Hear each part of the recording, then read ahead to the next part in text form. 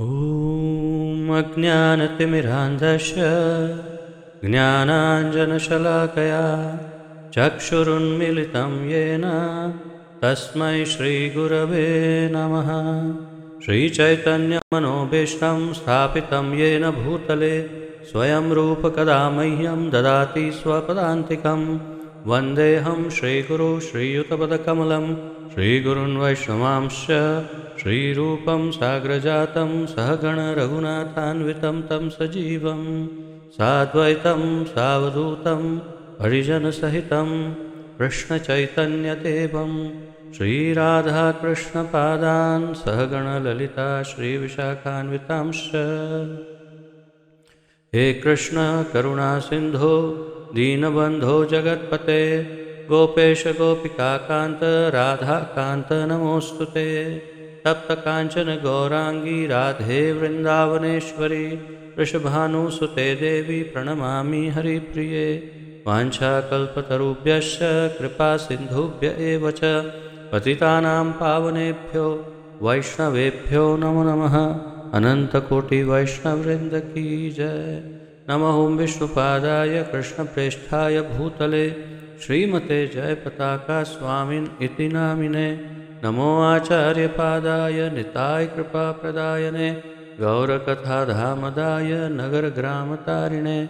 नमः ओं विष्णुपादाय कृष्णप्रेष्ठाय भूतले श्रीमते भक्तिवेदान्तस्वामिन् इति नामिने। नमस्ते सारस्वते देवे गौरवाणी प्रचारिणे निर्विशेषशून्यवादी पाश्चात्यदेशतारिणे। जय श्री कृष्ण चैतन्य प्रभु नित्यानंद श्री अद्वैत गदाधर श्रीवासादि गौर भक्तवृंद। हरे कृष्ण कृष्ण कृष्ण हरे हरे हरे राम राम राम हरे हरे। हरे कृष्ण कृष्ण कृष्ण हरे हरे हरे राम राम राम हरे हरे। हरे कृष्ण कृष्ण कृष्ण हरे हरे हरे राम राम राम हरे हरे।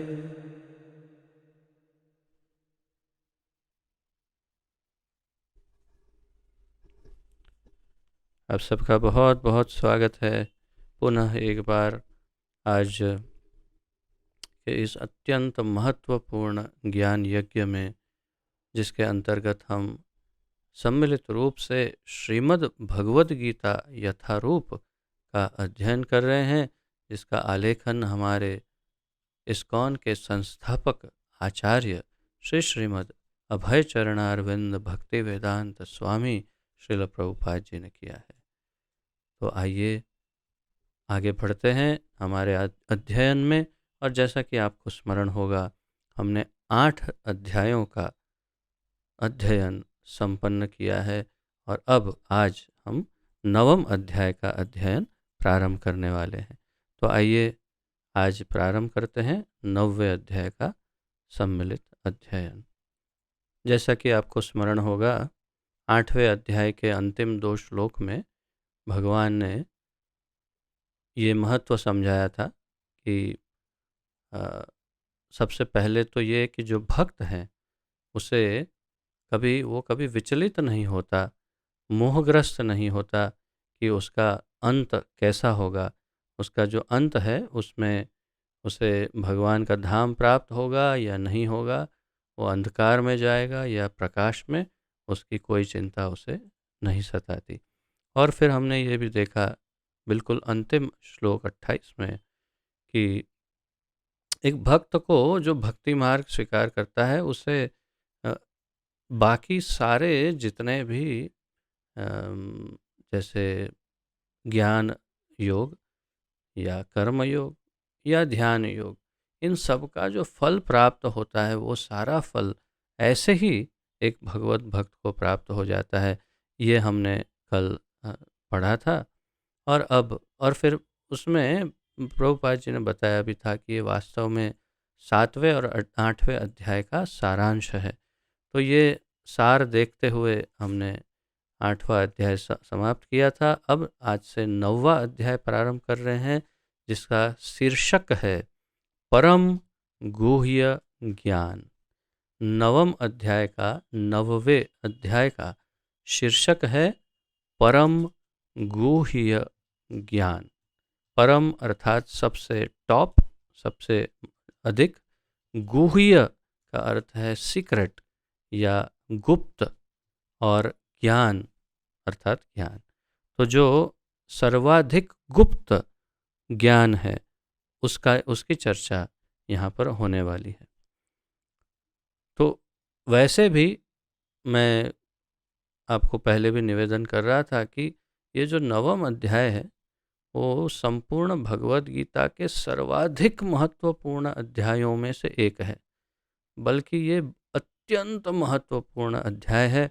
और इसके अंदर इतना कुछ महत्वपूर्ण ज्ञान भगवान के विषय में दिया है कि भगवान को स्वयं ही इस ज्ञान को परम गुह्य ज्ञान कहना पड़ा। तो प्रभुपाद जी हमें बहुत सुंदर ढंग से अपने तात्पर्यों के माध्यम से बहुत ही अच्छी तरह समझाते जाएंगे और हम इसका आस्वादन करते जाएंगे। लेकिन आप लोग सब सतर्क रहिएगा, नोट्स लिखते रहिएगा, और जहाँ आवश्यक हो वहाँ क्लास के अंत में प्रश्न आदि भी करते रहिए जहाँ आपको कुछ अगर समझ में ना आए। परंतु ये बहुत ही महत्वपूर्ण अध्ययन होगा। और पहला जो श्लोक है उसमें भगवान ये उजागर कर देंगे कि ये कितना महत्वपूर्ण है अब जो ज्ञान देने वाले हैं भगवान। और दूसरे श्लोक में उसकी महत्ता और अधिक स्थापित करेंगे। और प्रभुपाद जी ने इतना लंबा तात्पर्य दिया है दूसरे श्लोक का कि मुझे लगता है शायद हम आज पूरा नहीं कर पाएंगे। तो जितना हो सकता है आज प्रयास करते हैं। पहला श्लोक प्रारंभ करते हैं।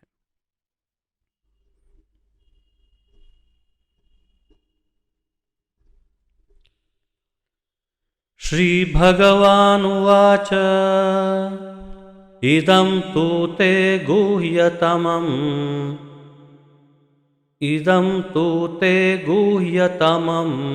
प्रवक्ष्याम्यनुसूयवे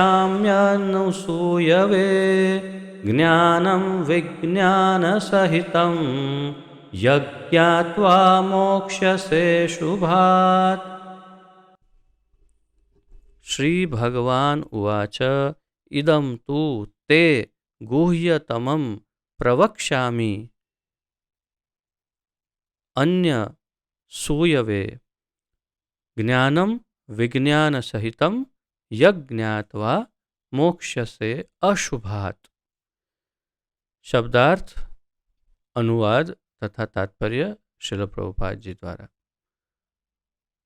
श्री भगवान उवाच, श्री भगवान ने कहा, इदम इस, तू लेकिन, ते तुम्हारे लिए, गुह्यतमं अत्यंत गुह्य, प्रवक्ष्यामि कह रहा हूँ, अनसूयवे ईर्षा न करने वाले को, ज्ञानम ज्ञान को, विज्ञान अनुभूत ज्ञान।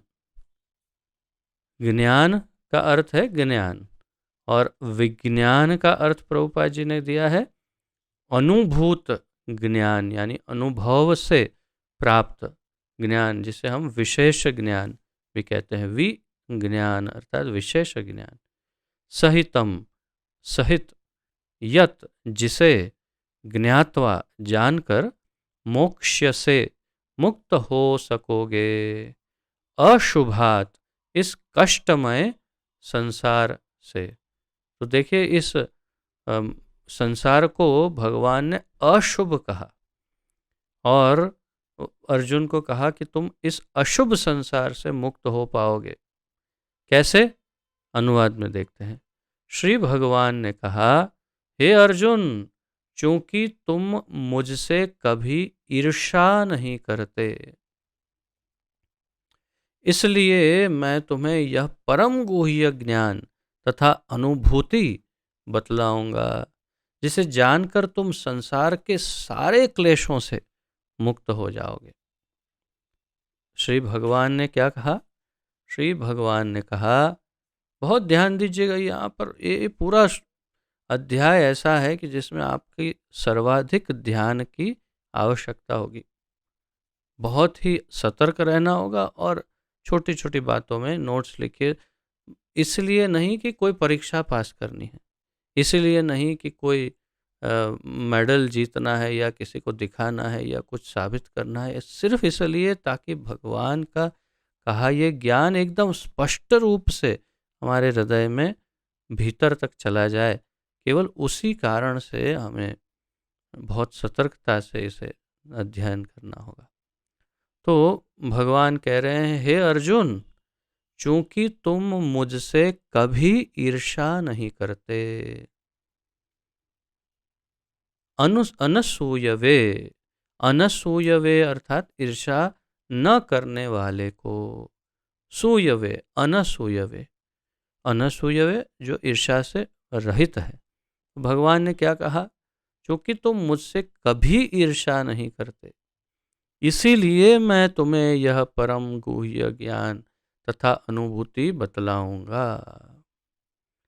क्योंकि तुम मुझसे ईर्ष्या नहीं करते। अब इस बात पर हम जितना चाहे उतना गहरा जा सकते हैं, बहुत गहराई है इस केवल एक इतना अनसूयव, उन अनसूयव, इस जो ये जो शब्द है अनसूयवे, इस शब्द के अंदर इतनी ज़्यादा गहराई है, इतनी ज़्यादा गहराई है कि हमारे पूरे इस भौतिक संसार की जो उत्पत्ति है या ये जो पूरा भौतिक संसार विद्यमान है, उसका मूल कारण ही इस एक शब्द में है, ऐसा हमारे आचार्य समझाते हैं। हमें प्रभुपाद जी ये ज्ञान देते हैं कि वास्तव में ये ईर्ष्या जो है ना, वही मुख्य कारण है कि क्यों हम इस संसार में यहाँ पर आए हैं। उनके मत अनुसार, शास्त्रों के मत अनुसार, हमारे पूर्ववर्ती आचार्यों, गुरुजनों, पूरी परंपरा के मुख्य आचार्यों के मत अनुसार हम जीवात्माओं का इस भौतिक संसार में आने का एकमात्र कारण है ईर्ष्या। अनसूयवे नहीं, सूयवे, बल्कि ईर्ष्या। क्यों ईर्ष्या? हाँ, वो एक चिंतन का विषय है। किससे ईर्ष्या? ईर्ष्या किससे? एक दूसरे से ईर्ष्या? अरे वो तो हम हमेशा ही कर रहे हैं, सतत निरंतर सदा सर्वदा सर्वकाले हम एक दूसरे से ईर्ष्या ही करते हैं। छोटी से छोटी मात्रा में या बड़ी से बड़ी मात्रा में हम एक दूसरे से ईर्ष्या ही कर रहे हैं। हमारा पूरा संसार इसी से भरा है। लेकिन ये वो कारण नहीं जिसके कारण हमें यहाँ फेंका गया है, बल्कि आध्यात्मिक जगत में इस पूरे एक ब्रह्मांड और जो करोड़ों ब्रह्मांड है, उसमें जितने जीव हैं उससे 3 गुना ज्यादा जीव आध्यात्मिक जगत में है, जिसे नित्य मुक्त कहते हैं। नित्य मुक्त जीव जो भगवान के वैकुंठ लोक में अलग अलग लोकों में अलग अलग सेवाएं कर रहे हैं, ठाकुर जी की अलग अलग प्रकार से अलग अलग लोकों में। तो हम क्यों यहाँ हैं? तो हम इसीलिए यहाँ हैं क्योंकि हम ईर्ष्या करते हैं। किससे करते हैं ईर्ष्या? प्रभुपाद जी समझाते हैं अपने वक्तव्यों में, अन्य ग्रंथ, सभी किताबों में, सब जगह पर उन्होंने कहा हमारी ईर्ष्या श्री कृष्ण से है। कितना आश्चर्य है, हम साक्षात भगवान से ही ईर्ष्या कर रहे हैं, इसीलिए हमें यहाँ पर डाल दिया गया है, वो भी अपनी इच्छा से, हमारी इच्छा से, भगवान की इच्छा से नहीं, अपनी इच्छा से।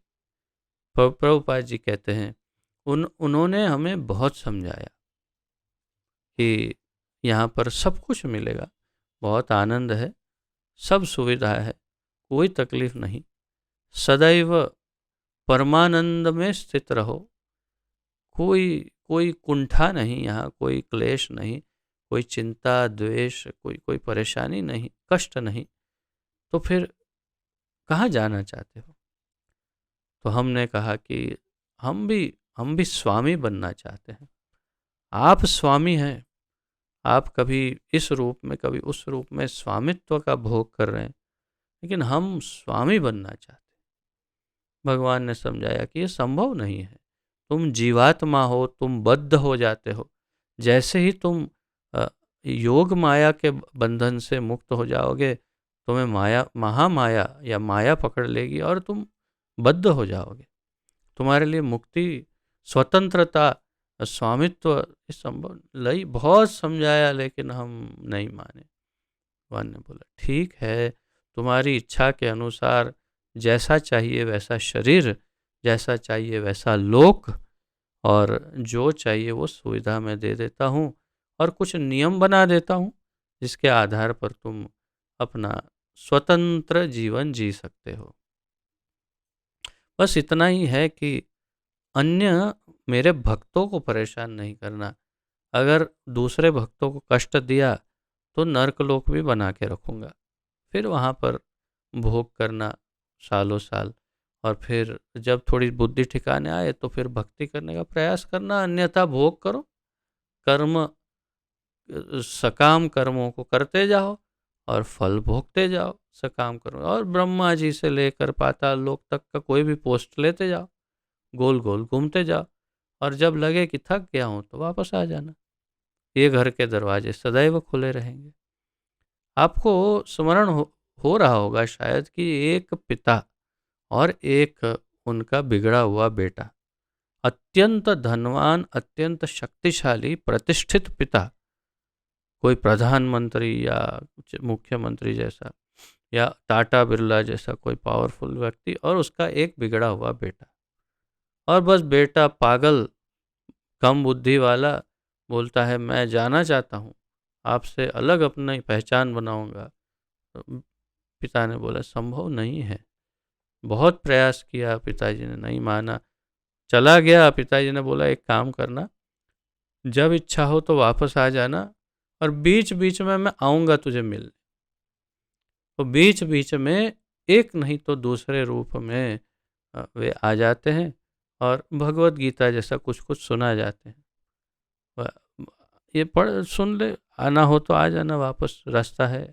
नहीं नहीं, अभी अभी आप डिस्टर्ब मत करिए, अभी बहुत मज़ा है, बहुत आनंद है। ठीक है, मेरा दरवाज़ा खुला है, जब चाहिए जो सहायता चाहिए मुझे बोल देना। अ, हाँ, थोड़ा पैसे देते जाओ, और कुछ नहीं, और क्या चाहिए।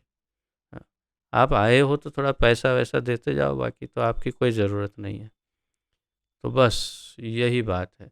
तो इस प्रकार हम उसी बिगड़े हुए बेटे की तरह यहाँ हैं। और फिर अगर बेटा पागल हो जाए और भूल जाए, याददाश्त चली जाए कि मैं कौन हूँ क्या हूँ, तो रास्ते में भिखारी बन के बैठ जाता है। तब फिर पिताजी भी नहीं आते, तब पिताजी का भेजा हुआ दूसरा अच्छा बेटा आता है, और वो आकर के बोलता है अरे भाई, तुम तो इनके बेटे हो, भूल गए हो अपने आप को, मैं तुम्हारा बड़ा भाई हूँ, आ जाओ, चलो घर चलो। तब फिर वो उसको समझ में आता है, हाँ ये कुछ कुछ कुछ याद आ रहा है, और फिर वो बड़ा भाई हाथ पकड़ करके ले जाता है, और वो है हमारे गुरुदेव। तो बिल्कुल वैसी ही ये स्थिति है, और भगवान यहाँ अर्जुन को माध्यम बना करके ये सारा ज्ञान हम जीवात्माओं को दे रहे हैं। और करुणा देखिए उनकी, जो गुह्यतम ज्ञान है, सर्वाधिक गुप्त गोपनीय, वो ज्ञान दे रहे हैं आज। अब देखते हैं हम कितना सीरियसली उसे ले पाते हैं। तो प्रयास करेंगे कि हम सब इसे बहुत गंभीरता से ले, और ये हमारा अंतिम जन्म हो, फिर दोबारा इसमें फंसे नहीं चक्र में। तो भगवान कहते हैं अर्जुन, चूंकि तुम मुझसे कभी ईर्ष्या नहीं करते, तो उसका अर्थ है कि भगवान का शुद्ध भक्त है अर्जुन। और जो शुद्ध भक्त है वो कभी भगवान से ईर्ष्या का तो प्रश्न ही नहीं, भगवान की हर गतिविधि में उसे प्रसन्नता होती है। इसलिए मैं तुम्हें यह परम गुह्य ज्ञान तथा अनुभूति बतलाऊंगा। तो ये जो परम गुह्य ज्ञान है वो इसीलिए मैं तुम्हें बताऊंगा क्योंकि तुम मुझसे ईर्ष्या नहीं करते, और जिसे जानकर तुम संसार के सारे क्लेशों से मुक्त हो जाओगे। ये यही तो अब हम सब जो प्रयास कर रहे हैं, वास्तव में हम प्रयत्न कर रहे हैं सुख प्राप्ति का, लेकिन प्राप्त दुख कर रहे हैं। प्रयत्न सुख के लिए, प्राप्त हो रहा है दुख, क्योंकि दुखालयम है ये, इसलिए हम पागल हैं। लेकिन भगवान कहते हैं कि तुम इसे जानकर, सिर्फ इस गुह्य ज्ञान को जान लोगे तो भी तुम्हारे सारे क्लेश चले जाएंगे, तुम उससे मुक्त हो जाओगे। तो फिर हमें अवश्य सुनना चाहिए। तो आइए तात्पर्य में प्रभुपाद जी से सुनते हैं।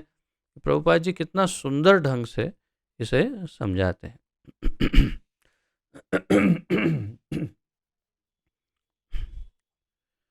ज्यों ज्यों भक्त भगवान के विषय में अधिकाधिक सुनता है, त्यों त्यों वह आत्म प्रकाशित होता जाता है। भक्त की यहाँ पर बात है, अभक्त की बात नहीं। क्योंकि कई बार क्या होता है कि अभक्तों को भी आप, इससे उल्टा होता है अभक्त के केस में। जैसे जैसे आप अभक्त को भगवान के बारे में और बोलते जाते हैं, वैसे वैसे उसका पारा चढ़ता जाता है, अर्थात क्रोध बढ़ता जाता है और द्वेष भगवान के प्रति बढ़ जाता है एकदम। लेकिन भक्त का बिल्कुल विपरीत है। ज्यों ज्यों भक्त भगवान के विषय में अधिक से अधिक सुनता है, त्यों त्यों वह आत्म प्रकाशित होता जाता है। भगवान के बारे में सुनता है और आत्म प्रकाशित होता जाता है। यह श्रवण विधि श्रीमद् भागवत में इस प्रकार अनुमोदित है। ये श्रवण की विधि है जो श्रीमद् भागवत में इस प्रकार बताई है। भगवान के संदेश शक्तियों से पूरित होते हैं। भगवान के जो संदेश हैं उसमें अनेक अनंत शक्तियां हैं, जिनकी अनुभूति तभी होती है जब भक्तजन भगवान संबंधी कथाओं की परस्पर चर्चा करते हैं। तो उसकी अनुभूति कब हो सकती है? जब दो भक्त मिलकर के भगवान की उनके गुणगान एक दूसरे को बताएंगे, उनकी कथा एक दूसरे को बताएंगे। तो जैसे भगवत गीता में 10वें अध्याय में भगवान बताते हैं, चतुश्लोकी भगवत गीता में,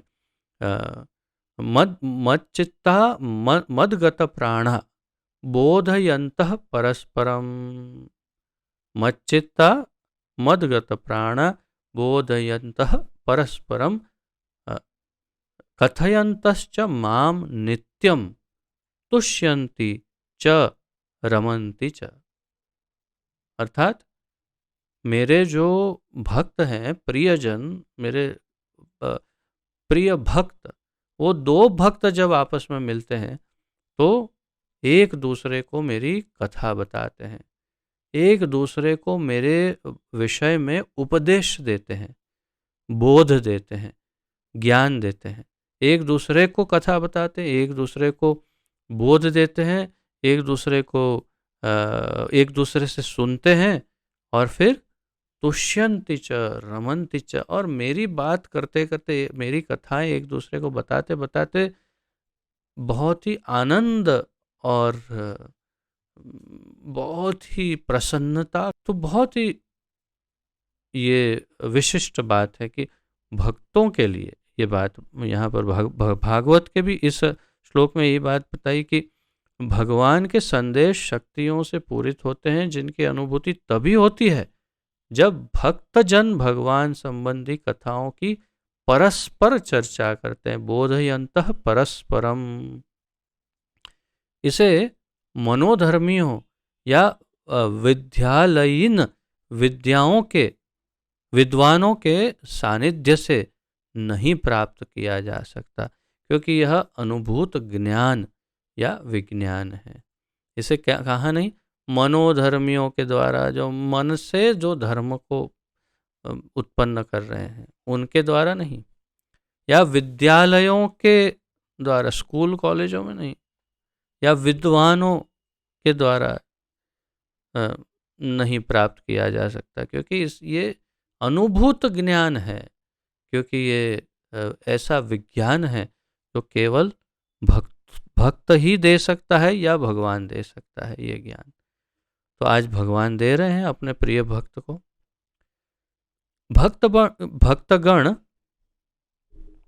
परमेश्वर की सेवा में निरंतर लगे रहते हैं। तो भक्त जो हैं वो सदैव सतत निरंतर भगवान की सेवा, परमेश्वर की सेवा में लगे रहते हैं। भगवान उस जीव विशेष की मानसिकता तथा निष्ठा से अवगत रहते हैं जो कृष्ण भावना भावित होता है। सबसे पहली बात तो यही है मुख्य, कि भक्त जो है वो सदैव भगवान की सेवा में निरंतर लगे रहते हैं। ये एक बहुत महत्वपूर्ण बात। भगवान उस जीव विशेष की मानसिकता तथा निष्ठा से अवगत रहते हैं। भगवान को पता होता है, कैसे? हृदय में तो है ही परमात्मा स्वरूप में, जानते हैं कि इसकी मानसिकता क्या है और इसकी निष्ठा किस तरफ की है। वो मेरे तरफ आ रहा है। जो कृष्ण भावना भावित होता है और उसे ही वे भक्तों के सानिध्य में कृष्ण विद्या को समझने की बुद्धि प्रदान करते हैं। भगवान बहुत सहायता करते हैं। भगवान तो भगवत गीता में कई बार कह चुके हैं ये सब बातें अलग अलग ढंग से।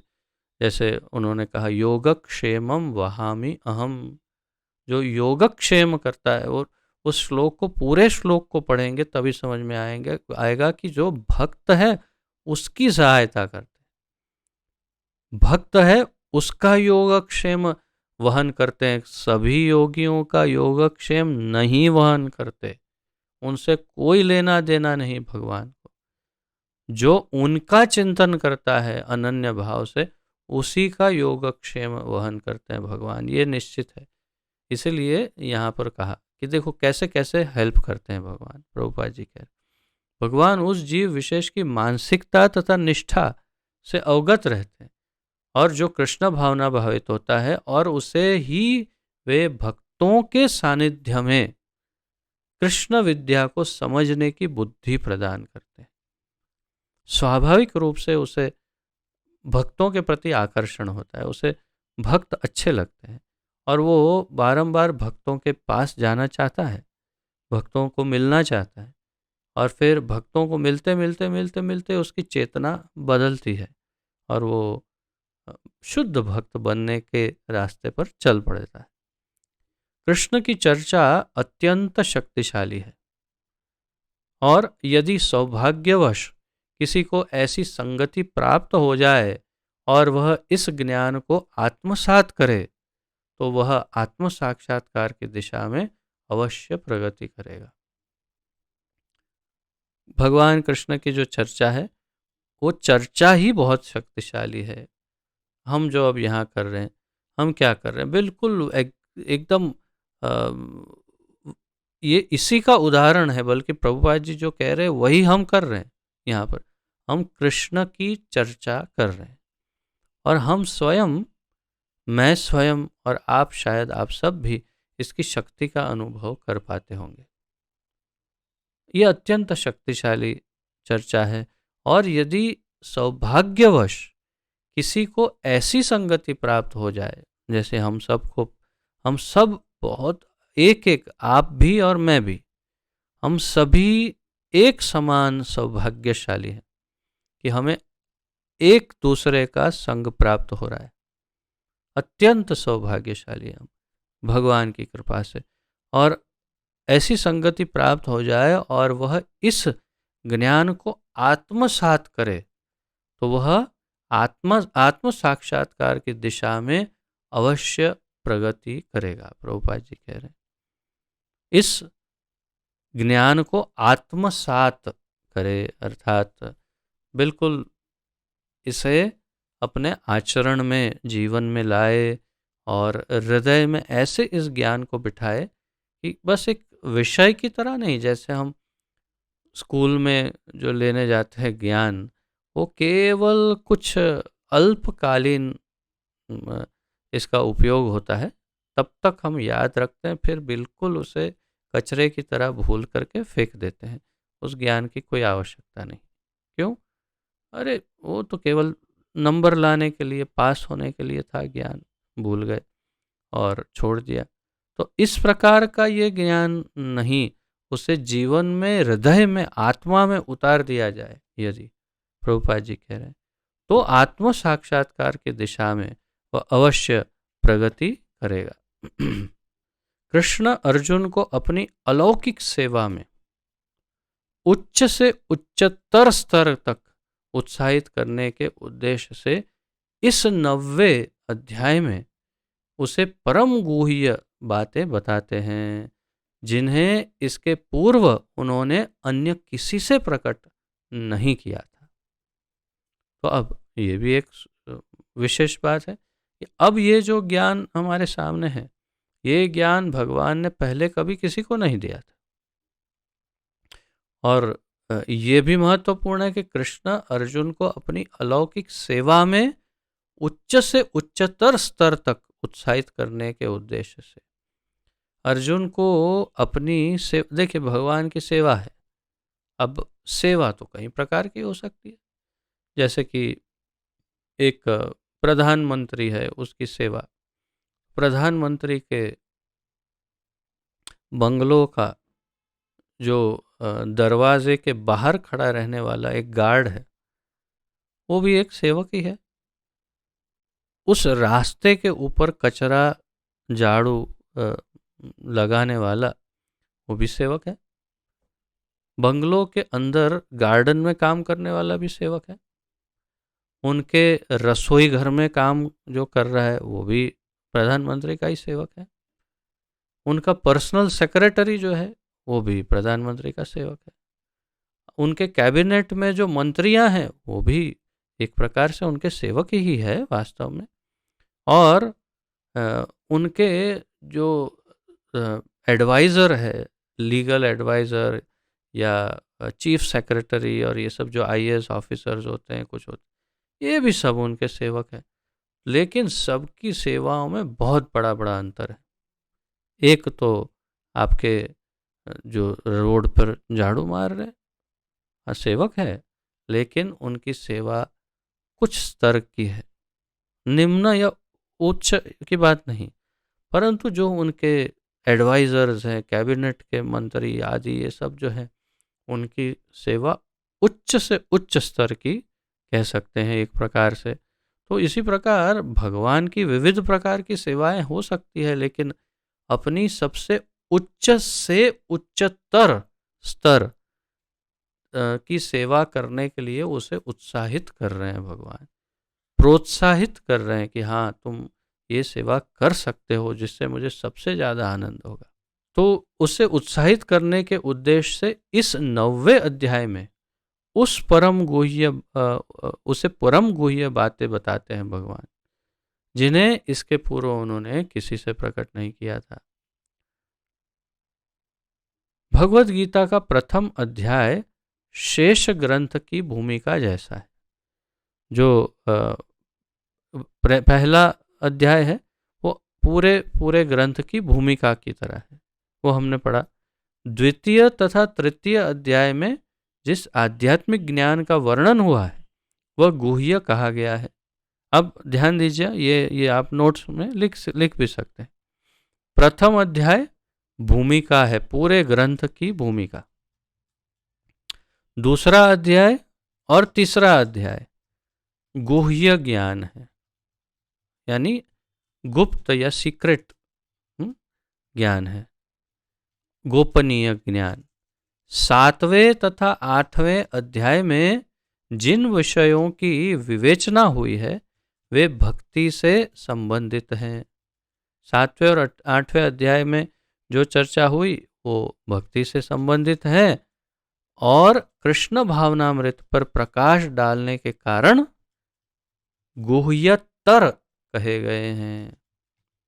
तो 7वें और 8वां अध्याय जो है, उसके अंदर बीच में देखो 4, 5 और 6 की चर्चा नहीं कर रहे हैं प्रभुपाद जी, लेकिन 7 और 8 जो है, उसमें कृष्ण भावनामृत पर प्रकाश डाला गया है और इसीलिए ये गुह्यतर है। सबसे पहला अध्याय केवल भूमिका, दूसरा और तीसरा अध्याय गुह्य 7वां और 8वां अध्याय गुह्यतर यानी गुह्य से अधिक गुह्य, किंतु 9वें अध्याय में तो अनन्य शुद्ध भक्ति का ही वर्णन हुआ है। 9वां जो अध्याय है उसमें अनन्य शुद्ध भक्ति का वर्णन है और इसीलिए फलस्वरूप यह परम गुह्य ज्ञान कहा गया है। इसके फलस्वरूप इस अध्याय को, 9वें अध्याय को परम गुह्य ज्ञान या गुह्यतम ज्ञान कहा गया है। गुह्यतम ज्ञान या परम गुह्य ज्ञान कहा गया है। तो सबसे अधिक सीक्रेट, सबसे गोपनीय गुप्त ज्ञान यही है 9वें अध्याय में। जिसे कृष्ण का यह परम गुह्य ज्ञान प्राप्त है वह दिव्य पुरुष है। प्रभुपाद जी कहते हैं जिसे ये परम गुह्य ज्ञान प्राप्त हो जाए उसे दिव्य पुरुष समझना चाहिए। अतः आप सब भी और हम सब जितने भी ये सुन रहे हैं या पढ़ रहे हैं, जिन्होंने पढ़ लिया है और समझा है, वो एक प्रकार से दिव्य है। अतः इस संसार में रहते हुए भी उसे भौतिक क्लेश नहीं सताते। तो इस संसार में रहते हुए भी भौतिक क्लेश जो है, कष्ट, वो उसे नहीं सताते। इस संसार में रहते, दुखालयम में रहते हुए भी उसे क्लेश नहीं सताते। तो ये महत्वपूर्ण है बहुत ही। भक्ति रसामृत सिंधु में कहा गया है कि जिसमें भगवान की प्रेमा भक्ति करने की उत्कृष्ट इच्छा होती है वह भले ही इस जगत में बद्ध अवस्था में रहता हो, किंतु उसे मुक्त मानना चाहिए। भक्ति रसामृत सिंधु में श्रील रूप गोस्वामी, हमने उसका अध्ययन किया, आप सब जानते हैं भक्ति रसामृत सिंधु को। उसमें हमने अध्ययन किया, श्रील रूप गोस्वामी बताते हैं कि भगवान की प्रेमा भक्ति करने की उत्कृष्ट इच्छा होती है, सबसे अधिक इच्छा, तीव्र इच्छा। वह भले ही इस जगत में बद्ध अवस्था में रहता हो, लेकिन उसे मुक्त मानना चाहिए। तो इस प्रकार भगवत गीता के 10वें अध्याय में हम देखेंगे कि जो भी इस प्रकार लगा रहता है वह मुक्त पुरुष है। तो बस अगला जो 10वां अध्याय है उसमें फिर इसका सार बताया जाएगा कि जो इसमें लगा रहेगा, 9वें अध्याय का जो ज्ञान है उसमें लगा रहेगा, वो मुक्त पुरुष है। तो यहाँ पर रूप गोस्वामी के कहे अनुसार और प्रभुपाद जी के बताए अनुसार जो ये परम गुह्य ज्ञान जानता है, जो भगवान की प्रेमा भक्ति में लगा हुआ है, वो इस संसार में रहते हुए भी मुक्त है। तो वो उसके लिए उदाहरण प्रभुपाद जी अपने वक्तव्यों में देते हैं कि जैसे जेल है जहाँ पर अनेक प्रकार के खूंखार से खूंखार कैदियों को भी रखा जाता है और उसमें दो प्रकार के लोग रहते हैं जेल में।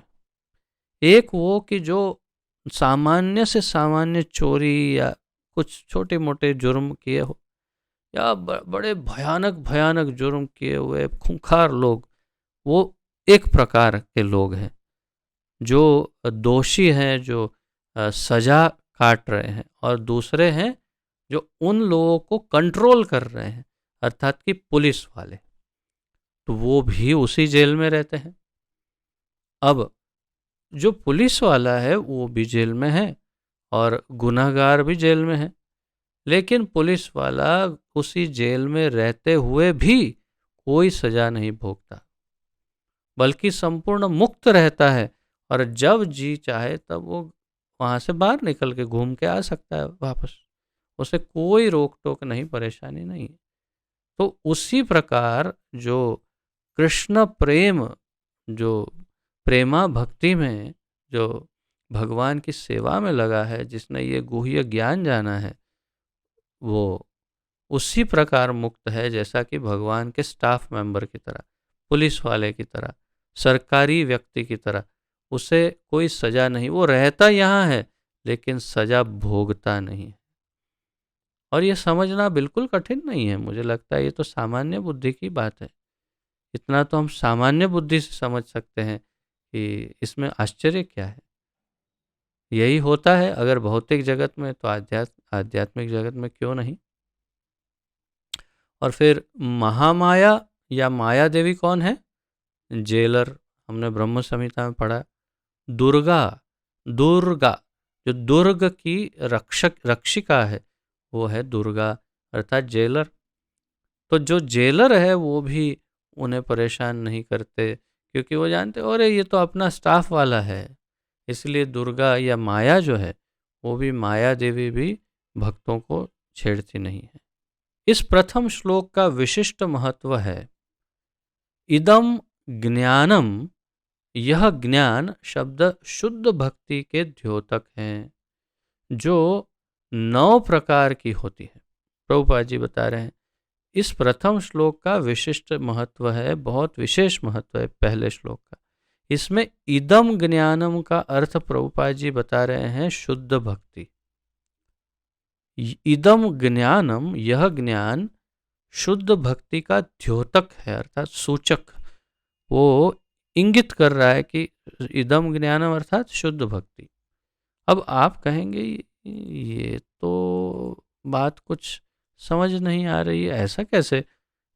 शब्द तो ज्ञान है, तो ज्ञान से भक्ति कैसे हो सकती है? अब भक्त तो बड़ा विनम्रता से पूछेंगे, लेकिन जो बाहर वाले हैं या जो अभक्त है, जो द्वेषी है भगवान के, वो तो बोले अरे क्या ज्ञान का नाम भक्ति बता रहे हैं, ऐसे कैसे हो सकता है? लेकिन जब पूरा 9वां अध्याय पढ़ेंगे, उसका अध्ययन करेंगे, तो स्वयं समझ जाएंगे कि इसका जो गुह्य ज्ञान है, पूरे 9वें अध्याय का गुह्य ज्ञान भक्ति ही है। और इसीलिए वो उस शब्द, ज्ञान शब्द की बात नहीं, ज्ञान कौन से ज्ञान की बात है, वो ज्ञान अर्थात उस विषय की बात कर रहे हैं, और वो है शुद्ध भक्ति। तो प्रभुपाद जी कह रहे हैं जो 9 प्रकार की होती है भक्ति, और ये प्रहलाद महाराज ने ये नवधा भक्ति का वर्णन श्रीमद् भागवत में किया है। श्रवणम कीर्तनम विष्णु स्मरणम पाद सेवनम अर्चनम वंदनम दास्यम सख्यम आत्म निवेदनम, ये नवधा भक्ति प्रहलाद महाराज ने बताई। वही यहाँ प्रभुपाद जी बता रहे हैं। श्रवण, कीर्तन, स्मरण, पाद सेवन, अर्चन, वंदन, दास्य, सख्य तथा आत्मसमर्पण, ये हो गई नवधा भक्ति। श्रवण, कान से भगवान के गुणगान और भगवान का नाम या कीर्तन सुनना। कीर्तन, मुख से भगवान के गुणगान तथा उनकी कीर्ति को बोलना या गाना। स्मरण, मन से, हृदय से भगवान का स्मरण करना। पाद सेवन, उनके अर्चा विग्रह श्री मूर्ति की स्थापना करना या घर में ठाकुर जी की सेवा, इस प्रकार उनको यहाँ पर विराजमान करना, और घर में या मंदिर में उनका चरणों की सेवा, पाद सेवन करना। अर्चन, ठाकुर जी को घर या मंदिर में स्थापित करके उनकी अर्चन विधि के द्वारा उनकी अर्चना करना। वंदन, उनको प्रणाम करना। दास्य, तो दास भाव से, जैसे हनुमान जी, फिर गरुड़ जी आदि कई जो दास भाव के भक्त रहे, जैसे चैतन्य महाप्रभु भी वास्तव में दास्य भक्ति का ही प्रचलन कर रहे हैं, प्रवर्तन कर रहे हैं, और स्वयं भी कह रहे हैं गोपी भर्तुर पद कमलयोर दास दासानुदास। तो दास्य भक्ति जिसमें हो उस प्रकार। सख्य, तो जो मित्र की तरह भगवान को देखे और मित्र की तरह उन्हें प्रेम करे और उनकी सेवा करे, वो सख्य भक्ति। तथा आत्मसमर्पण, जैसे राजा बलि ने सब कुछ भगवान को समर्पित कर दिया, आत्मसमर्पण कर दिया अपने आप को पूर्ण रूप से। तो इन सब के एक एक उदाहरण भी है कि श्रवण के लिए किसका उदाहरण, कीर्तन के लिए इनका उदाहरण, स्मरण के तो जैसे श्रवण के लिए परीक्षित राजा का, कीर्तन के लिए सुखदेव गोस्वामी का, इस प्रकार एक एक स्मरण के लिए प्रहलाद महाराज का, इस प्रकार एक एक का उदाहरण दे करके समझाया जा सकता है ये नवधा भक्ति को। भक्ति के इन 9 तत्वों का अभ्यास करने से मनुष्य आध्यात्मिक चेतना अथवा कृष्ण भावनामृत तक उठ पाता है। तो प्रभुपाद जी बता रहे हैं कि भक्ति के 9 तत्वों का अभ्यास अगर किया जाए तो मनुष्य जो है वो आध्यात्मिक चेतना अथवा कृष्ण भावनामृत तक उठ पाएगा। तो आध्यात्मिक चेतना को जागृत करने के लिए ये 9 या 9 में से किसी 1, 2, 3 जितना हो सके, जितना योग्य हो उसको अपनाया जाए। इसमें सबसे महत्वपूर्ण महाप्रभु के अनुसार श्रवण और कीर्तन सबसे अधिक महत्वपूर्ण है। और जब हम कीर्तन करते हैं मुख से, हरे कृष्ण कृष्ण कृष्ण हरे हरे, हरे राम राम राम हरे हरे, तो हमारा कान जो है वो भी श्रवण कर रहा है, मुख कीर्तन कर रहा है, कान श्रवण कर रहा है, और मुख और कान के साथ साथ मन स्मरण भी कर रहा है। तो जब हम कीर्तन करते हैं तो इसमें त्रिधा भक्ति हो जाती है। ये नवधा भक्ति है, हम त्रिधा भक्ति, 3 प्रकार की भक्ति एक साथ कर सकते हैं। तो इसे सर्वोत्तम बताया महाप्रभु ने। भक्त तो प्रभुपाद जी बता रहे, इस प्रकार जब मनुष्य का हृदय भौतिक कल्मश से शुद्ध हो जाता है तो वह कृष्ण विद्या को समझ सकता है। तो ये भौतिक कल्मश से यदि मुक्त हो जाए तो कृष्ण विद्या को समझ पाएगा। केवल यह जान लेना कि जीव भौतिक नहीं है पर्याप्त नहीं होता। तो हमने अब तक तो भगवद गीता में यही सीखा कि मैं जीवात्मा हूँ, मैं ये शरीर नहीं हूँ, मैं अजन्मा हूँ, मैं मेरा कभी अंत नहीं होगा, मैं ये सब जान लिया तो आध्यात्मिक ज्ञान मिल गया। प्रभुपाद जी कह रहे हैं ये ज्ञान इतना प्राप्त किया वो पर्याप्त नहीं है। भगवान के विषय में कोई ज्ञान नहीं मिला है, सिर्फ अपने ही विषय में मिला है, तो इसलिए ये पर्याप्त नहीं है। यह तो आत्मानुभूति का शुभ आरंभ हो सकता है। प्रभुपाद जी कह रहे आत्म अनुभूति का शुभ आरंभ है ये, किंतु उस मनुष्य को शरीर के कार्यों तथा उस भक्त के आध्यात्मिक कार्यों के अंतर को समझना होगा। किंतु उस मनुष्य को शरीर के कार्यों तथा उस भक्त के आध्यात्मिक कार्यों के अंतर को समझना होगा। अर्थात उसे ये समझना होगा कि एक भक्त जो कार्य करता है बाह्य रूप से सेम दिखता है। मैंने जैसे कल परसों भी बताया था आपको कि खाता है ये भी खाता है, सोता है ये भी सोता है, ये कपड़े पहनते ये भी पहनते, सब करता है।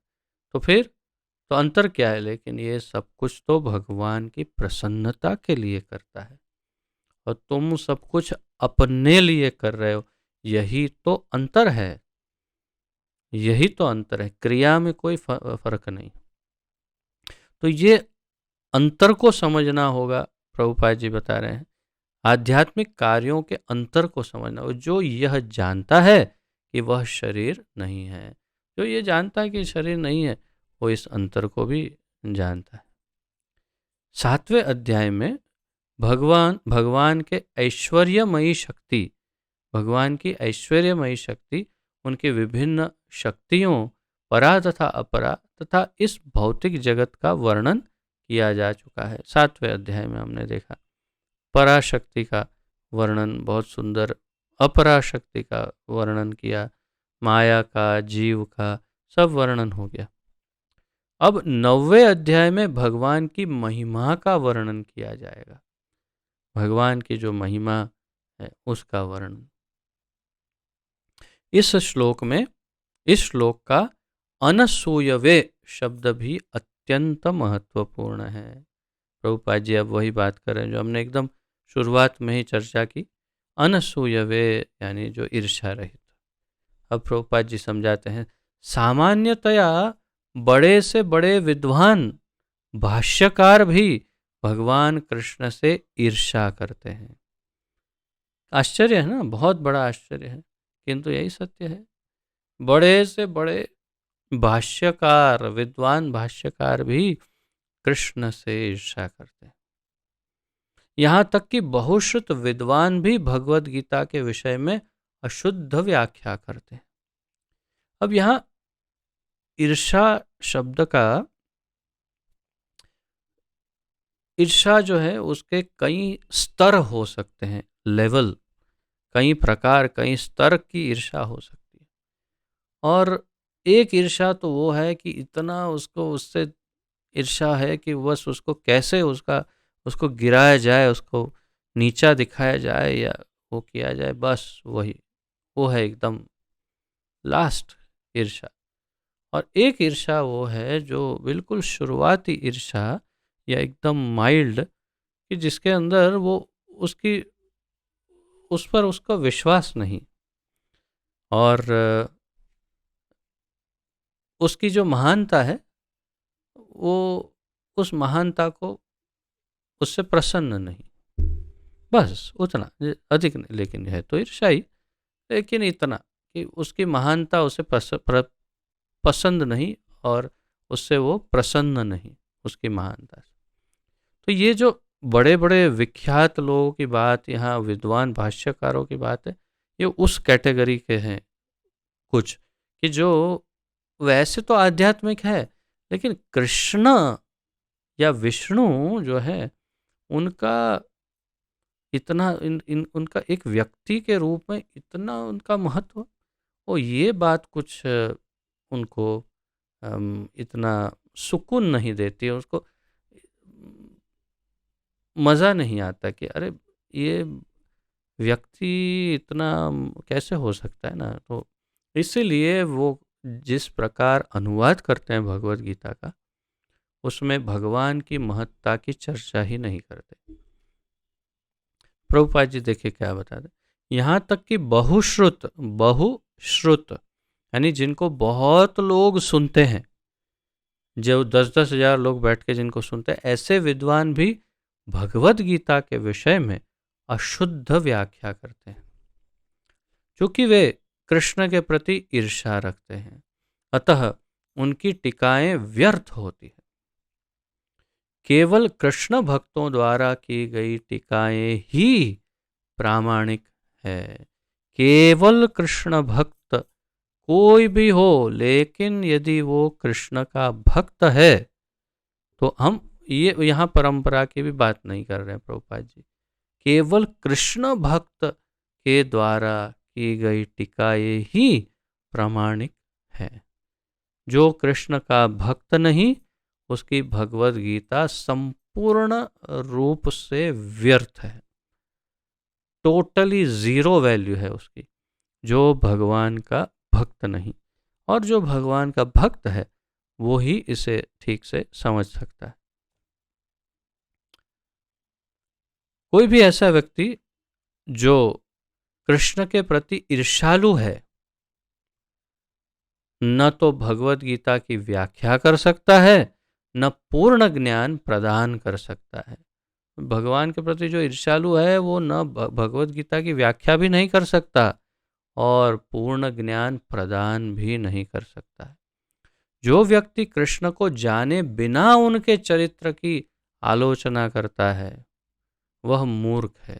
जो कृष्ण को जानता नहीं लेकिन फिर भी उनकी आलोचना कर रहा है, निंदा कर रहा है, वो तो महामूर्ख है। ऐसा अंग्रेजी में एक कहावत है, any fool can criticise, condemn and complain. और फिर दूसरी लाइन में कहा, एंड मोस्ट फूल्स डू। ये अंग्रेज़ी जो जानते हैं उनको भी जल्दी समझ में नहीं आएगा, इस तरह से ये बनाया है। लेकिन इसका अर्थ ये है, कोई भी मूर्ख किसी की भी निंदा कर सकता है, किसी के बारे में कोई कंप्लेन कर सकता है कि ओह देखो इसमें ऐसा है, इसमें ये प्रॉब्लम ये है। और condemn, complain, criticise, condemn and complain. और उसको ऐसे बोल सकते, अरे ये तो कोई है बिल्कुल बेकार है एकदम, क्या उसका कुछ है ही नहीं, ऐसे उसका निरादर कर सकता है। और फिर दूसरी लाइन में जो कहा ना वही मुख्य है, एंड मोस्ट फूल्स डू, अर्थात कि जितने मूर्ख लोग हैं वास्तव में ये उन्हीं का कार्य है। तो ऐसा क्यों? तो इसका अगर हम रिवर्स अध्ययन करें इस कहावत का, तो अगर किसी का, मान लो ये तो निंदा करने की बात है और उनको अपमानित करने की बात है और उनके बारे में कंप्लेन करने की, अब इससे विपरीत उनकी तारीफ करनी हो, उनकी स्तुति करनी हो, उनके बखान करने हो और उनको वाहवाही करनी हो उनकी, तो उसके लिए क्या चाहिए? उनकी तारीफ करनी हो तो पहले उनको जानना पड़ेगा, उनके अंदर गुण देखने पड़ेंगे, गुण सारे इकट्ठा करने पड़ेंगे और फिर बोलना पड़ेगा आपके अंदर ये गुण बहुत अच्छा है, आपके अंदर ये तो बहुत ही बढ़िया है, वाह वाह। तो उसके लिए बहुत परिश्रम लगेगा, ज्ञान चाहिए, बुद्धि चाहिए, देखने की शक्ति चाहिए, परखने की शक्ति चाहिए। और फिर उनकी स्तुति करनी है दूसरों के सामने, तो उसके लिए बहुत हिम्मत चाहिए, हृदय एकदम शुद्ध चाहिए, तब जाकर आप उनकी स्तुति दूसरों के सामने करेंगे। तो आप बहुत बुद्धिमान हैं, अच्छे व्यक्ति हैं, तो ही आप दूसरों की स्तुति कर सकते हैं। नहीं तो जो दूसरों की निंदा करते हैं, उनकी कंप्लेन करते हैं, उनको अपमानित कर रहे हैं, वो केवल मूर्ख ही हो सकते हैं, उसमें कोई संशय नहीं। बहुत अच्छी कहावत है, मुझे कई कई कई वर्षों से मैं इस कहावत का एक प्रकार से उसका चाहक हूँ और इसको मैंने अपने घर में भी अहमदाबाद में लगा के रखा था कई वर्षों तक, अभी भी होगा शायद वो वहाँ पर छोटा बोर्ड। तो ये बहुत महत्वपूर्ण बात है कि अगर निंदा कर सकते हैं किसी की, तो समझना चाहिए कि उसमें कोई बुद्धि नहीं चाहिए। निंदा करने में क्या बुद्धि चाहिए? हाँ ये तो ऐसा है, ये तो ऐसा है, इसमें ये है, ये है, ये हो गया, उसमें बुद्धि नहीं चाहिए। इसलिए निंदक जो है वास्तव में बुद्धिहीन मूर्ख ही होता है।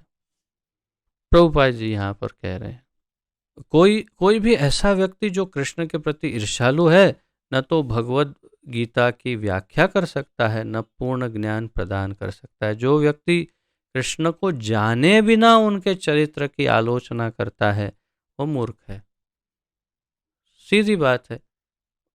Any fool can criticise, condemn and complain. तो ये कोई मूर्ख ही है जो भगवान के, उनको जाने बिना ही उनकी निंदा कर रहा है। अतः ऐसी टीकाओं से सावधान रहना चाहिए। प्रभुपाद जी कह रहे हैं सावधान रहिए ऐसी टीकाओं से। जो व्यक्ति यह समझते हैं कि कृष्ण भगवान हैं और शुद्ध तथा दिव्य पुरुष हैं, उनके लिए यह अध्ययन लाभप्रद होगा। तो ये अध्ययन किसके लिए लाभप्रद होगा? जो ये समझते हैं, जानते हैं कि भगवान कृष्ण भगवान है, शुद्ध है, दिव्य पुरुष है और एक व्यक्ति है, वो उनके लिए ये लाभप्रद होगा। तो आइए दूसरा, आशा है कि आप सब अब मानसिक रूप से तैयार हो गए होंगे और आइए अब दूसरा प्रारंभ करते हैं, श्लोक का उच्चारण आदि करते हैं और देखते हैं जहाँ तक कर सकते हैं। काफ़ी लंबा इसका तात्पर्य है, जितना कर पाएंगे उतना करेंगे। वैसे आपको ये भी बता दूं कि आप में से जितने भक्तों ने भक्ति वृक्ष किया हुआ है, उन सब के लिए ये रिवीजन, पुनरावर्तन ही होगा कि भक्ति वृक्ष में हमने इस श्लोक का अध्ययन किया हुआ था। इसे अवश्य कंठस्थ करिए, ये भी बहुत महत्वपूर्ण है, कंठस्थ करने योग्य है। राजविद्या राजगुह्यम पवित्रम इदम उत्तमं प्रत्यक्षावगमं धर्म्यं सुसुखं कर्तुमव्ययम् राजविद्या राजगुह्यं पवित्रम इदमुत्तमं प्रत्यक्षावगमं धर्म्यं सुसुखं कर्तुम् अव्ययम्। राजविद्या राजगुह्यं पवित्रम इदम उत्तमं प्रत्यक्ष अवगमं धर्म्यं सुसुखं कर्तुम अव्ययम्। शब्दार्थ। राजविद्या विद्याओं का राजा, राजविद्या विद्याओं का राजा। राजगुह्यम गोपनीय ज्ञान का राजा, गुप्त सीक्रेट ज्ञान का राजा। पवित्रम सबसे शुद्धतम, इदम ये यह, उत्तमम दिव्य है, प्रत्यक्ष प्रत्यक्ष अनुभव से, अवगमम समझा गया है, प्रत्यक्षावगमम यानी प्रत्यक्ष अनुभव से जो समझा जाए, धर्म्यम धर्म से या धर्म, सुसुखम अत्यंत सुखी। सु शब्द का प्रयोग आप सब जानते हैं संस्कृत में, जब सु लग जाता है अर्थात अत्यंत, तो सुसुखम अत्यंत सुखी, कर्तुम संपन्न करने में, अव्ययम अविनाशी, अव्यय यानी जिसका नाश नहीं, व्यय नहीं। अनुवाद। यह ज्ञान सब विद्याओं का राजा है, जो समस्त रहस्यों में सर्वाधिक गोपनीय है। यह भगवान बता रहे हैं अब अर्जुन को, यह ज्ञान सभी विद्याओं का राजा है। एक एक शब्द पर यहाँ पर बहुत गहराई में जाने की आवश्यकता है। सभी विद्याओं का राजा, सभी ज्ञान, सब हर प्रकार की जो विद्याएं हैं उसका राजा, ये 9वां अध्याय का जो ज्ञान है वो है। सभी विद्याओं का राजा, जो समस्त रहस्यों में, गुप्त ज्ञान में, गोपनीय ज्ञान में सर्वाधिक गोपनीय है, सबसे अधिक गुप्त है। यह परम शुद्ध है, परम शुद्ध है, पवित्रम भगवान कहते हैं, परम शुद्ध है। और चूंकि यह आत्मा की प्रत्यक्ष अनुभूति कराने वाला है, प्रत्यक्षावगमम धर्म्यम, आत्मा की प्रत्यक्ष अनुभूति कराने वाला है, अतः इसलिए यह धर्म का सिद्धांत है।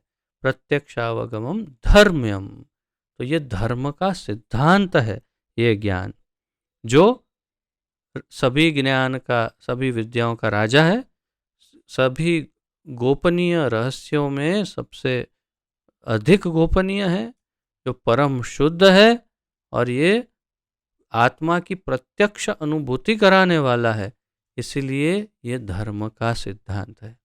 ये 5 पॉइंट्स इसमें हम देख रहे हैं।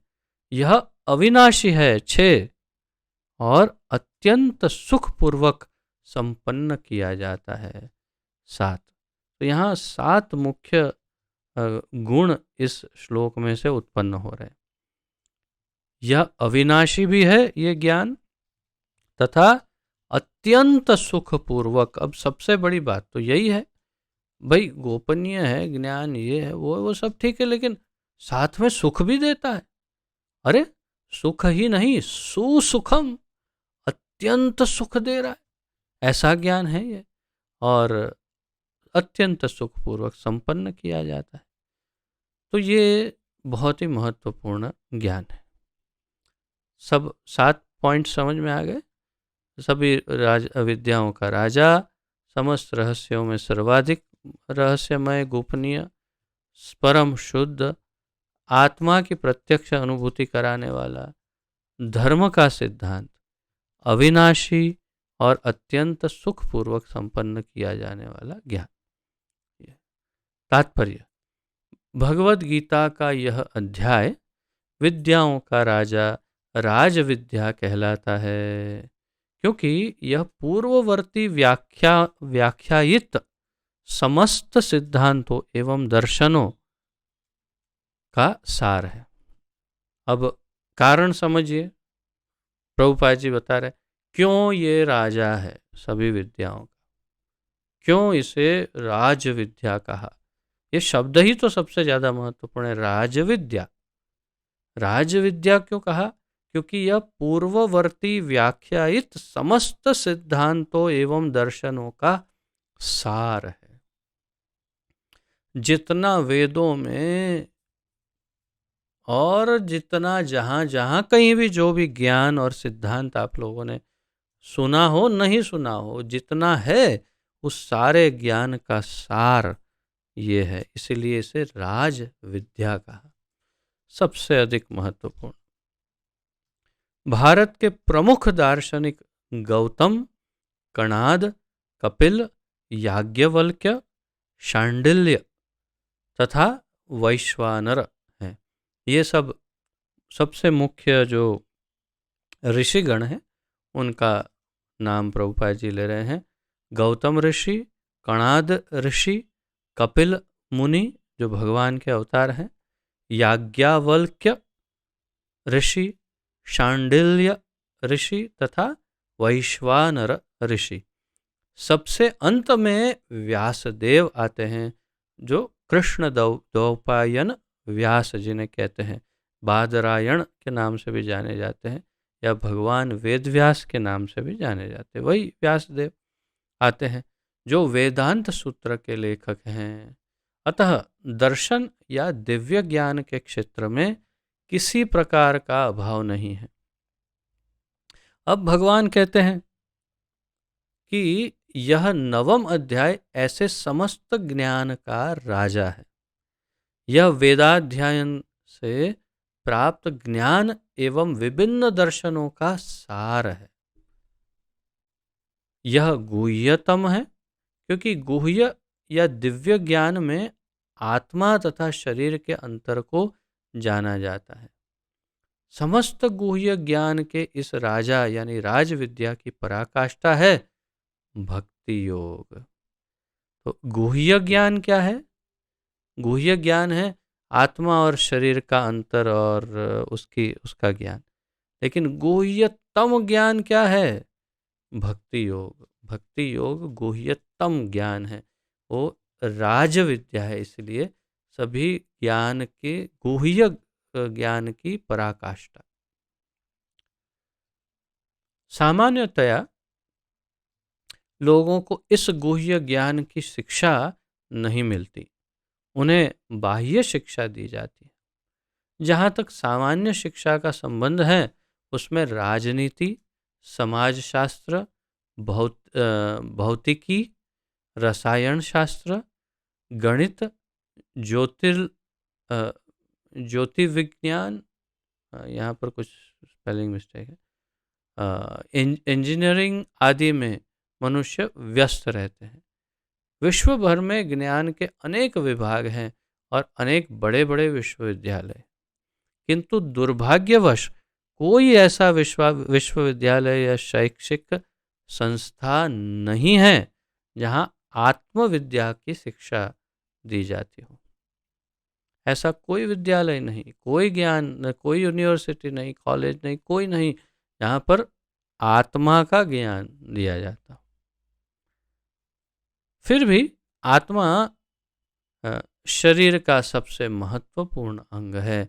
आत्मा के बिना शरीर महत्वहीन है।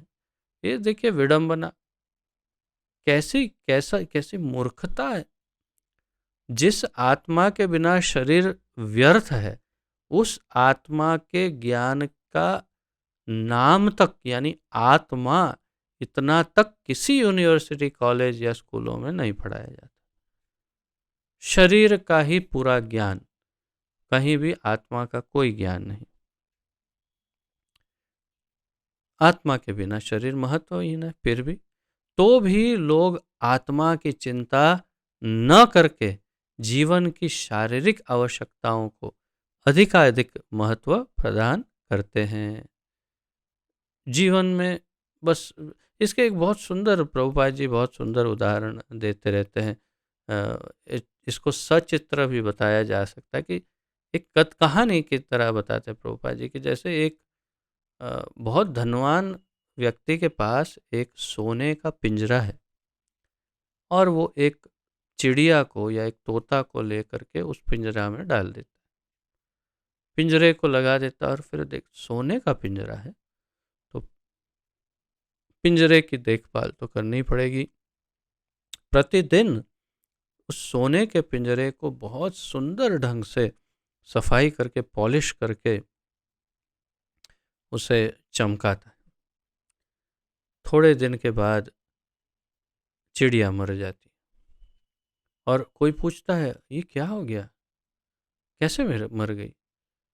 तो कहा कि पता नहीं कैसे मर गई, आप ध्यान नहीं रखते? मैं बहुत ध्यान रखता था, मैं रोज पिंजरे को चमकाता था। अरे पिंजरे को नहीं, चिड़िया को क्या देते थे? नहीं कुछ नहीं, उसको क्या देना है, मैं पिंजरे को चमका। अरे भाई, पिंजरा महत्वपूर्ण है या चिड़िया महत्वपूर्ण है? तो उसने तब जाके उसका होश ठिकाना है। ओ, अब चिड़िया नहीं तो पिंजरा किस काम का? खाली पिंजरा अच्छा भी नहीं दिखता है। सोने का पिंजरा चमका चमका के उसने इतना चमकाया, लेकिन चिड़िया को एक भी दाना नहीं डाला। इसका परिणाम ये हुआ कि चिड़िया मर गई, पिंजरा बेकार हो गया। बस यही काम हम सब कर रहे हैं। हम अपना पिंजरा चमकाते हैं और अंदर मैं जो चिड़िया रूपी मैं हूँ, आत्मा, हमारे खुराक के बारे में सोचते ही नहीं। प्रभुपाद जी कहते हैं हमारा खुराक है यही ज्ञान, आत्मज्ञान और भगवत ज्ञान, विज्ञान। या हम लोग केवल भौतिक ज्ञान के पीछे पड़े रहते हैं, भौतिक ज्ञान के पीछे इतने पागल हैं कि हम इसके विषय में सोचते ही नहीं हैं। किसके विषय में? आत्मा के विषय में। तो इसीलिए प्रभुपाद जी यहाँ बता रहे हैं भगवत गीता में द्वितीय अध्याय से ही आत्मा की महत्ता पर बल दिया गया है। दूसरा पूरा अध्याय आपने देखा, पूरा तो नहीं बल्कि आधे से ज़्यादा अध्याय आत्मज्ञान के विषय में ही था। आत्मा क्या है ये इत्यादि। प्रारंभ में ही भगवान कहते हैं कि यह शरीर नश्वर है और आत्मा अविनश्वर है। अंतवंत इमे देहा नित्यस्योक्तः शरीरिणः। अंतवंत इमे देहा, ये शरीर का अंत हो जाता है। नित्यस्य उक्त, नित्य उक्त शरीरिणः, शरीरी जो है, जो इस शरीर में निवास करता है, वो नित्य है, उसे हम अविनाशी कहते हैं। यही ज्ञान का गुह्य अंश है। केवल यह जान लेना कि यह आत्मा शरीर से भिन्न है, यह निर्विकार, अविनाशी और नित्य है, इसे आत्मा के विषय में कोई सकारात्मक सूचना प्राप्त नहीं हो पाती। तो यहाँ पर भगवान ने बताया, प्रभुपाद जी बता रहे हैं कि अंतवंत इमे देहा नित्यस्योक्तः शरीरिणः, यही ज्ञान का गुह्य अंश है। केवल यह जान लेना कि यह आत्मा शरीर से भिन्न है, यह निर्विकार, अविनाशी और नित्य है, यही ज्ञान का गुह्य अंश है। अंश, इससे आत्मा के विषय में कोई सकारात्मक सूचना प्राप्त नहीं हो पाती। इतना जान लेने से कि शरीर, ये आत्मा शरीर से अलग है, आत्मा निर्विकार है, आत्मा अविनाशी है, आत्मा नित्य है, ये इससे कोई सकारात्मक सूचना नहीं प्राप्त होती। कभी कभी लोगों को यह भ्रम रहता है कि आत्मा शरीर से भिन्न है, और जब शरीर नहीं रहता या मनुष्य को शरीर से मुक्ति मिल जाती है तो आत्मा शून्य में रहता है और निराकार बन जाता है।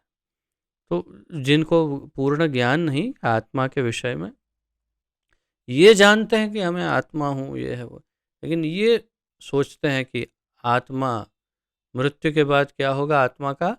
तो जैसे प्रभुपाद जी यहाँ बता रहे हैं, आत्मा शरीर से भिन्न है, और जब मुक्ति मिल जाती है तो आत्मा शून्य में रहता है, शून्य में रहता है आत्मा, और निराकार बन जाता है, ऐसा सोचते हैं। किंतु यह वास्तविकता नहीं है। प्रभुपाद जी कह रहे हैं, जो आत्मा शरीर के भीतर इतना सक्रिय रहता है, वह शरीर से मुक्त होने के बाद इतना निष्क्रिय कैसे हो सकता है। अपनी सामान्य बुद्धि का प्रयोग करो। प्रभुपाद जी कह रहे हैं, सामान्य बुद्धि का प्रयोग करो। जो आत्मा शरीर के अंदर इतना सक्रिय है, कोई ना कोई क्रिया चाहिए। एक कोने में कौन बैठा रह सकता है? आप कहो तो 50 वर्ष तक बैठा रहे, 50 वर्ष, 50 मिनट एक शांति से स्थिर बैठा रहेगा तो बताओ, कहीं ना कहीं कुछ तो हिलेगा ही। तो फिर वो जन्मों जन्मों और करोड़ों वर्षों तक कैसे स्थिर बैठा रह सकता है? ये संभव कैसे हो सकता है? यह सदैव सक्रिय रहता है। प्रभुपाद जी कह रहे हैं, यदि यह शाश्वत है तो यह शाश्वत सक्रिय रहता है, और वैकुंठ लोक में इसके कार्यकलाप अध्यात्म ज्ञान के गुह्यतम अंश है। अर्थात आत्मा ऐसा सक्रिय स्वभाव वाला है कि वो कभी एक बर्फ के गोले की तरह जम के नहीं रह सकता, और इसीलिए वैकुंठ लोक में भगवान की विविध प्रकार की सेवाओं में सक्रिय रहता है। अतः आत्मा के कार्यों को यहाँ पर समस्त ज्ञान का राजा, समस्त ज्ञान का गुह्यतम अंश कहा गया है। इसीलिए आगे प्रभुपाद जी बताते हैं, यह ज्ञान समस्त कार्यों का शुद्धतम रूप है, जैसा कि वैदिक साहित्य में बताया गया है। अब ये यहाँ पर कर्मों के विषय में कुछ उदाहरण देते हुए समझाएंगे प्रभुपाद जी। यह ज्ञान समस्त कार्यों का शुद्धतम रूप है। ये ज्ञान कौन सा? राजविद्या। जैसा कि वैदिक साहित्य में बताया गया है, पद्म पुराण में मनुष्य के पाप कर्मों का विश्लेषण किया गया है। मनुष्य के पाप कर्मों का विश्लेषण पद्म पुराण में किया गया है, जिसका श्लोक नीचे फिर प्रभुपाद जी देंगे आगे। और दिखाया गया है कि पापों के फल हैं। क्या दिखाया गया है? पापों के फल है। विविध 3 प्रकार के फल बताए। जो लोग सकाम कर्मों में लगे हुए हैं, वे पाप पूर्ण कर्मों के विभिन्न रूपों एवं अवस्थाओं में फंसे रहते हैं। अब यहाँ पर आपकी जो नोट्स का कार्य है वो शुरू होगा, क्योंकि आप इन पापों को अलग अलग ढंग से अपने तरीके से लिखिएगा, जैसा आपको समझ में आ रहा हो वैसे, ठीक है। तो यहाँ पर प्रभुपाद जी बता रहे हैं, जो लोग सकाम कर्मों में लगे हुए हैं, सकाम कर्मों में, वे पाप पूर्ण कर्मों के विभिन्न रूपों एवं अवस्थाओं में फंसे रहते हैं। जो अपने लिए कर्म कर रहे हैं, सकाम कर्म, जिनकी अपनी कुछ इच्छाएं हैं, जिसकी पूर्ति करने के लिए, इंद्रिय तृप्ति के लिए, अपनी इच्छा पूर्ति के लिए सकाम कर्म कर रहे हैं कामनाओं के साथ, उनको पाप पूर्ण कर्मों को भी भोगना होगा। कहीं ना कहीं पाप हो ही जाएगा। उदाहरणार्थ, जब बीज बोया जाता है तो तुरंत वृक्ष नहीं तैयार हो जाता, इसमें कुछ समय लगता है।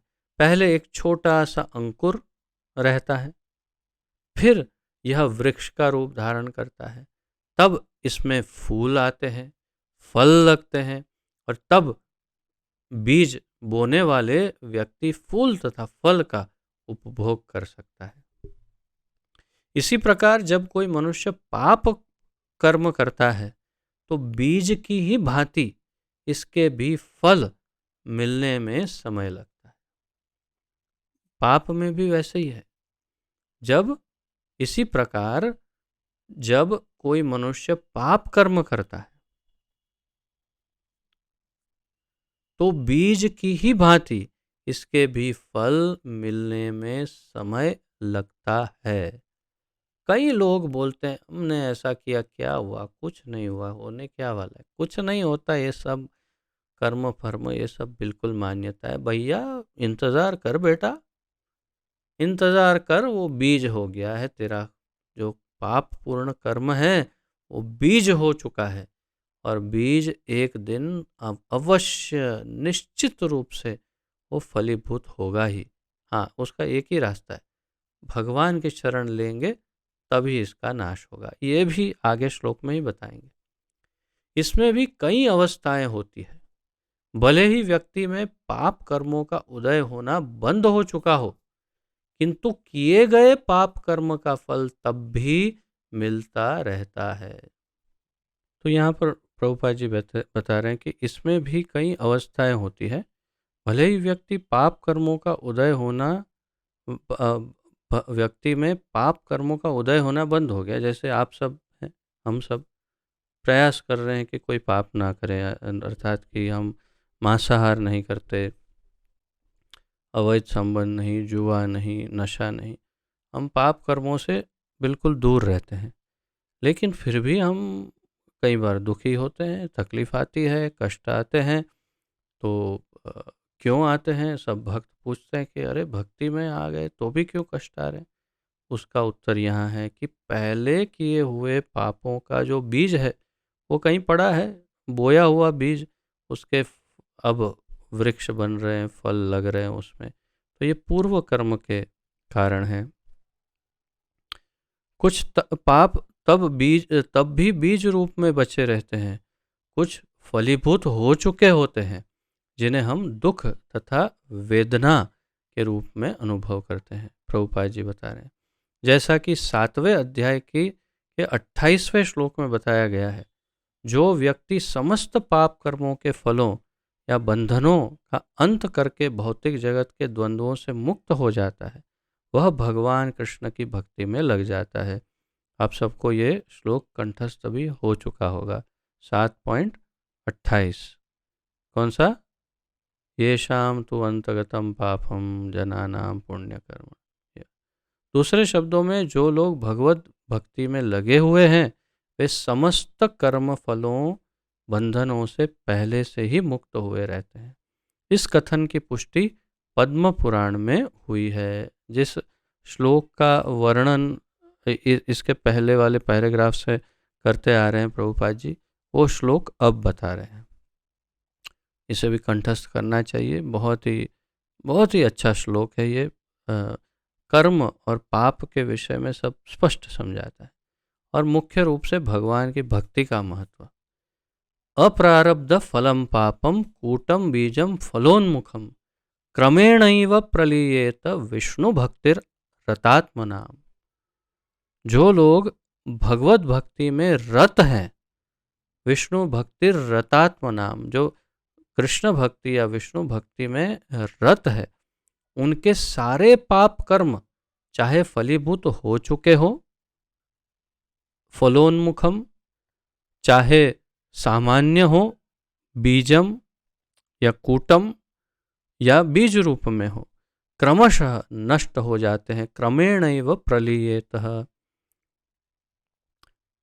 अतः भक्ति की शुद्धिकारिणी शक्ति अत्यंत प्रबल है, और पवित्रम उत्तमम अर्थात विशुद्धम कहलाती है। तो अप्रारब्ध हो या फल हो, अप्रारब्ध का फल, पाप जो है उसका कूट रूप में हो, बीज रूप में हो, या फलोन्मुख हो चुका हो, यानी कि उसका फल मिलना शुरू हो गया, किसी भी अवस्था में क्यों ना हो, क्रमेणैव प्रलीयेत, वो धीरे धीरे संपूर्ण रूप से सारे पाप नष्ट हो सकते हैं। कब? विष्णु भक्ति रतात्मनाम, जो कृष्ण के प्रति समर्पित हैं, जिसने अपने आप को भगवान की भक्ति में लगा दिया है, उसके हर प्रकार के पाप नष्ट हो सकते हैं। तो प्रभुपाद जी बता रहे हैं कि उत्तम का तात्पर्य है दिव्यम, दिव्य। तमस का अर्थ है भौतिक जगत या अंधकार है, और उत्तम का अर्थ भौतिक कार्यों से परे हुआ। भक्तिमय कार्यों को कभी भी भौतिक नहीं मानना चाहिए। भक्तिमय कार्यों को कभी भौतिक नहीं मानना चाहिए। यद्यपि कभी कभी ऐसा प्रतीत होता है, ऐसा लगता है कि ये सब भौतिक ही कर रहे हैं, कि भक्त भी सामान्य जनों की भांति रत रहते हैं, ऐसा लगता है। जो व्यक्ति भक्ति से अवगत होता है वही जान सकता है कि भक्तिमय कार्य भौतिक नहीं होते, वे आध्यात्मिक होते हैं और प्रकृति के गुणों से सर्वथा अदूषित होते हैं। और भक्ति के कार्य कभी भी भौतिक नहीं होते, आध्यात्मिक होते हैं और भौतिक गुणों से, सत्व रजस तमस से सर्वथा अदूषित रहते हैं, यानी कभी मैले दूषित नहीं हो सकते भक्ति के कार्य, भले ही वो भौतिक लगे। बस इसी के साथ हम यहाँ पर आज विराम लेते हैं। कल की चर्चा में प्रभुपाद जी भगवान श्री नारद मुनि, जो भगवान के 12 महाजनों में से एक हैं, अत्यंत शुद्ध भक्त, उनका उदाहरण देते हुए, बहुत ही अच्छा लंबा चौड़ा उनका उदाहरण दे करके भागवत से अनेक श्लोकों का वर्णन करते हुए, श्री नारद मुनि की कथा सुनाते हुए बहुत सारा महत्वपूर्ण ज्ञान कल देंगे। उसकी चर्चा हम कल आगे बढ़ाएंगे। तो आज यहाँ पर विराम लेते हैं। यदि किसी का कोई महत्वपूर्ण प्रश्न आदि हो तो समय को ध्यान में रखते हुए पूछ सकते हैं, अन्यथा फिर कल भी उन प्रश्न उत्तर को हम ले सकते हैं, अगर आज न ले तो समय को देखते हुए। देखिए काफ़ी सारे भक्त भी जा चुके हैं समय के अभाव से। आज काफ़ी लेट हो गया वो इंटरनेट के प्रॉब्लम के कारण। तो कोई अत्यंत महत्वपूर्ण हो प्रश्न तो पूछिए, अन्यथा विराम लेते हैं। ठीक है, तो यहाँ पर ही विराम लेते हैं। पतित पावन जगत गुरु श्रील प्रभुपाद की जय। पतित पावन श्रील गुरुदेव की जय। निताय गौर प्रेमानंदे। हरि हरि बोल। आप सभी का बहुत बहुत धन्यवाद तथा आप सबको कोटि कोटि दंडवत प्रणाम। हरे कृष्ण।